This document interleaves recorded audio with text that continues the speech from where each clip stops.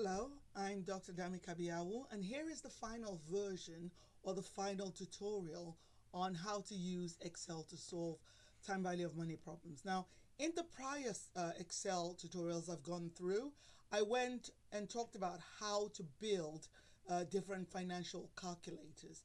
In this section, I've combined all of the financial calculators into one so that there isn't a lot of files to work through.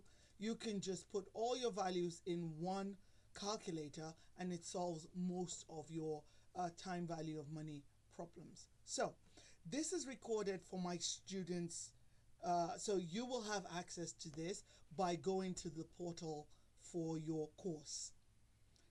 Here I've got 5 different kinds of calculator: present value, future value, rate, number of periods, and payments. Different formulas show up depending on what kind of calculator you're looking for. And I've used the VLOOKUP function to select the formulas that that is imported into that cell based on the calculator that I have. Now, I have hidden cells in this file that holds my calculations. So if you are copying this file from this workbook into another workbook, there are 2 things you should be aware of. The rate formula here, or if I change this calculator to present value, then the present value formula down here will require some information from the hidden files.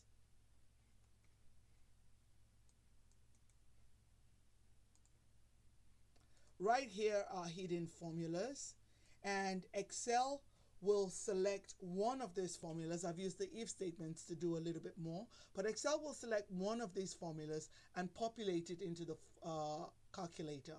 I didn't have to use VLOOKUP. It was just convenient to have a table with all the formulas and all the values, and then use a VLOOKUP function to pick the right one that matches the calculator. So if you copy my work from here into another spreadsheet, bear in mind that you might leave behind these cells here, and if you do, the calculator won't work correctly.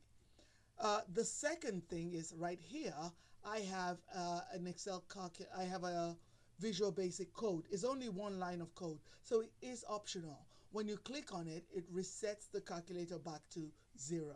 If I go to the Developer tab and hit Visual Basic, cancel, hit Visual Basic, right here you see the code.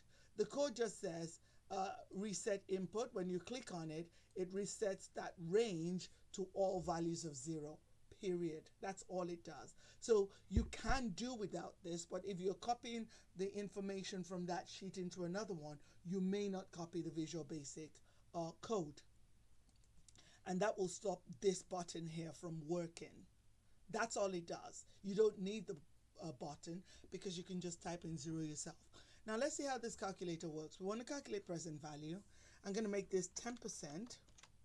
I'm going to say number of periods per year is 1. Number of years is 3. Annual payment, set it to 0. Future value, I'm going to make it 1331. And calculate the present value is 1,000. If I go back to my hidden cells here, you will see on hide that there's calculation only for present value because that's the calculator I've selected.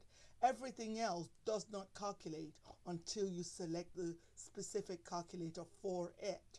And what this code here does then is VLOOKUP this name, which is present value, in this table here, and when it finds the name, it returns whatever value is next to it. So basically it's a very easy calculator function.